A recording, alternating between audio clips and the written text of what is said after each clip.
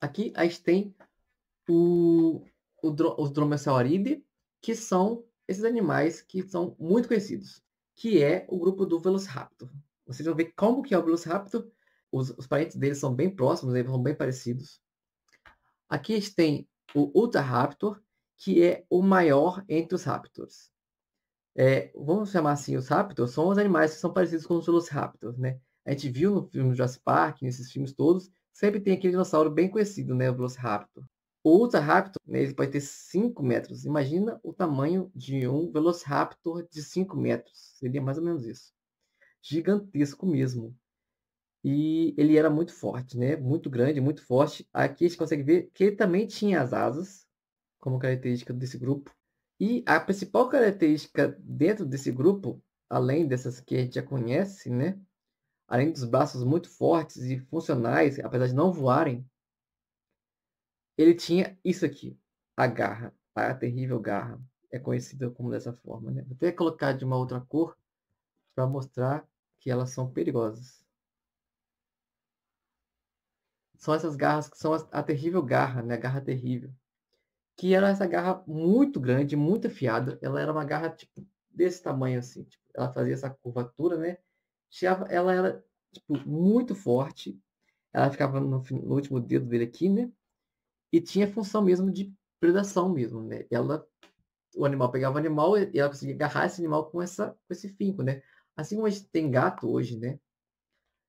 O gato tem essas unhas para prender, né? Para agarrar, para pegar algum animal. Ele também tinha, só que essa garra era tipo assim, a garra dele já era do tamanho do gato de hoje em dia. Então, eram garras muito fortes que, tipo assim, com certeza fizeram muito estrago e deixavam esses animais como sendo animais muito mesmo, com um sucesso muito grande nas caças deles, com certeza. A gente tem aqui o Deinonychus, né, que foi quando foi feito o Jurassic Park, o Velociraptor do filme foi baseado nesse aqui. Este era o verdadeiro era para ser o Velociraptor do filme. Apesar do nome estar errado, né? O nome correto seria o Deinonychus. Mas no filme foi chamado de Velociraptor. Seria esse aqui. Aquele que você viu no filme é esse daqui. Só que no filme ele não tem pena, né? E aqui a gente sabe que esse tipo de animal tinha essas penas. E eram penas, e assim, é o mesmo padrão que a gente já conhece, né? Penas durante todo o corpo, tinham esse corpo mais esguio, mais magrinho, né? Que possibilitava ele de correr, e tinha a terrível garra, que essa estrutura nunca pode faltar. A gente tem animais parentes, né? Vão ser características parecidas. O Archaeopteryx, que a gente viu lá atrás, né? Ele tinha já um vestígio, né, de que as garras que ele tinha ainda estavam aqui, apesar de menores, né? Se você fosse olhar o espécime mesmo, ele tem ainda esse registro dessa, dessa estrutura. E aqui a gente tem o famosíssimo Velociraptor, né? Que muita gente gosta, ama e tudo mais. O Velociraptor, ele não era tão grande quanto os seus primos, né? Os seus outros representantes do grupo. Dentre eles, ele era até um dos menores, né? Velociraptor mongoliensis.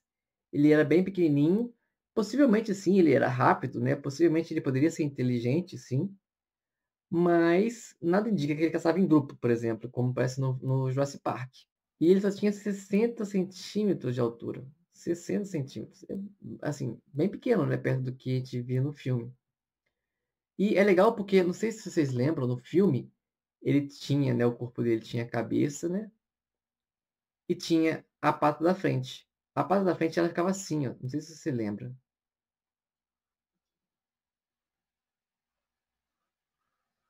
A pata da frente ela ficava para baixo. Ele já ficava sempre com essa mãozinha assim, né? Você pode ver que nos filmes sempre tá com a mãozinha assim. E na realidade a mão era assim como a dos outros animais, que ela sempre está de lado. O animal, ele não pegava as coisas assim, o Velociraptor principalmente. Ele pegava as coisas assim, ó, com a garra para dentro, tacando para dentro. Isso é uma característica que a gente consegue perceber porque depois de muito tempo, de evolução, as asas dos animais, elas cresceram para ficar dessa forma, não foi? Tipo, você pode ver uma galinha, qualquer outra ave, ela fica com a asa para o lado.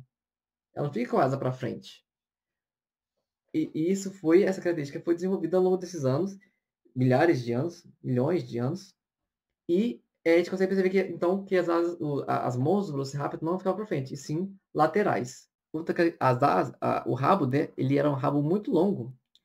E esse rabo longo ajudava ele também na corrida, né? Porque ele conseguia direcionar como se fosse um peso que ele redirecionava para ajudar ele a fazer curvas em alta velocidade, né? Porque provavelmente esse animal realmente corria muito e era bem veloz mesmo.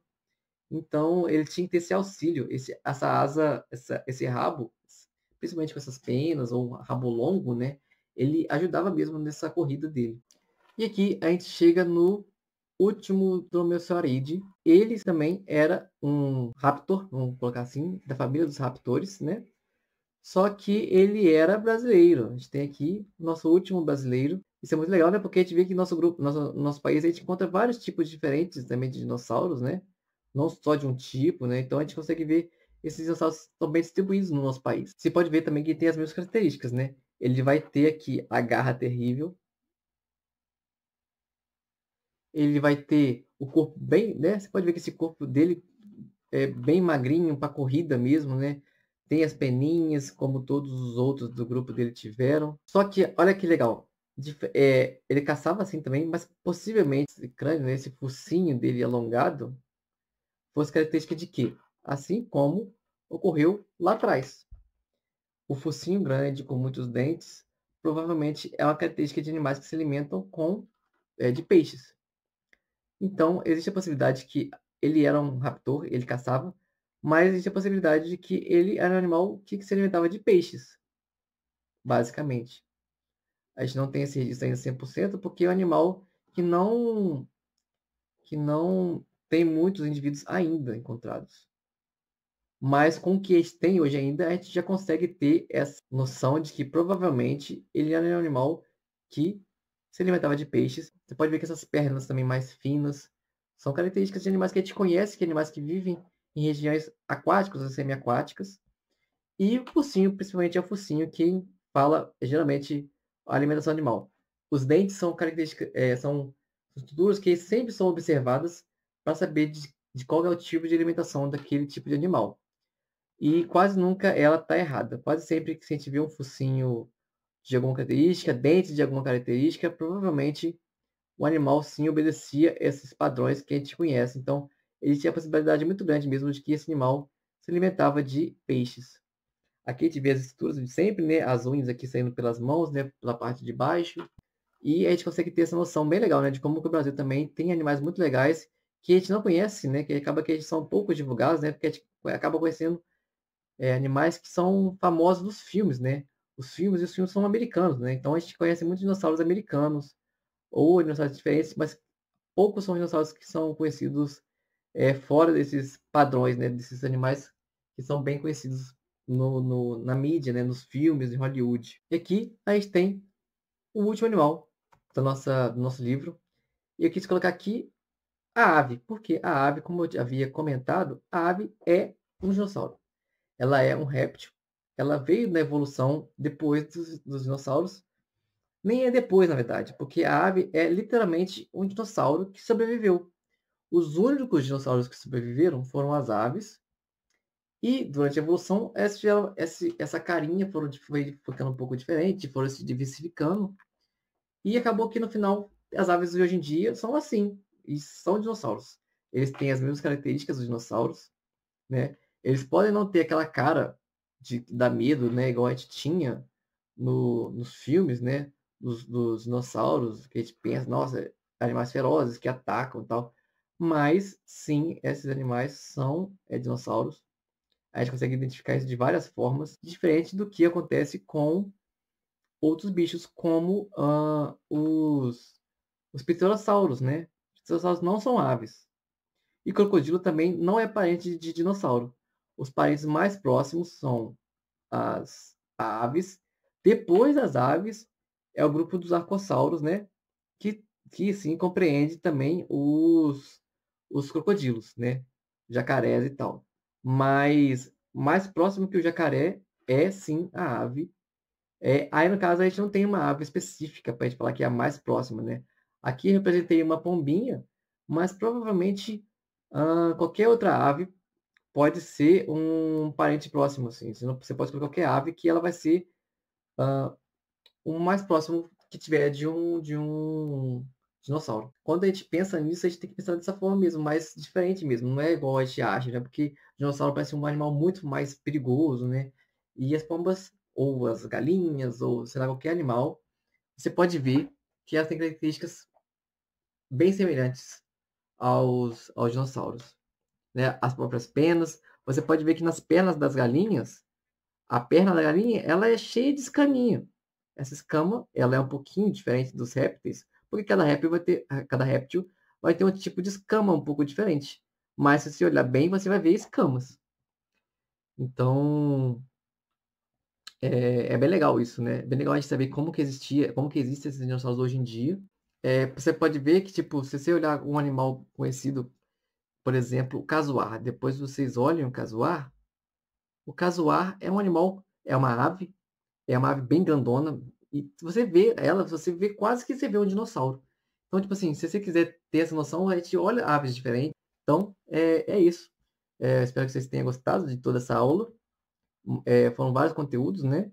E é legal, né? Porque a gente consegue ter toda essa história toda aqui dos dinossauros, tem uma noção bem boa de como que foi evoluindo as coisas, né? Os animais herbívoros, os carnívoros, os pescoçudos. E aqui eu embarquei esses 13 grupos, que eu tentei pegar de formas bem variadas, animais conhecidos, desconhecidos. E eu espero que vocês tenham gostado dessa aula, né? E do livro também. Obrigado.